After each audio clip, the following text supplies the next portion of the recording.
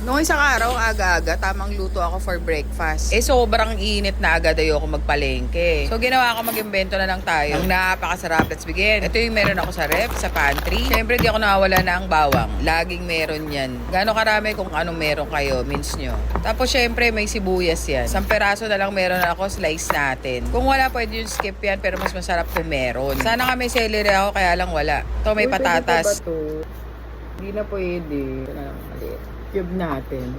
Ang peraso lang na gamit ko, i-cube natin yan. Pwede skip nyo to pero ang sarap pala pag meron yan. Wala akong evap, meron akong powdered milk. Mag-dilute tayo sa water ng 2 peraso. Tira-tirang buto ng manok, pakuluan natin. Gisa na tayo. Laging ubos yung mantika, butter gamitin natin. Gisa natin yung bawang until brown. Onions and salt. And pepper para masarap yung aromatics. Lagay nyo na agad yung sabaw, yung gatas na na-dilute natin, and all-purpose cream. Ang pasarap, chicken powder. Pepper, then add your patatas. Simmer and halo for a few minutes. May bell pepper pa ako dito, lagay natin. Isa rin sa nagpasarap yan. Pag nakuha nyo na yung lasa, add your noodles of choice. Egg noodles meron ako dito yung gamitin natin. And oh my gosh, enjoy. Napakasarap niya. Meron pa sa ref French bread. Tinost ko lang, then butter. Oh my gosh. Bagay na bagay. Nakagawa ka na agad ang hotel na dish. O share nyo to para happy ako.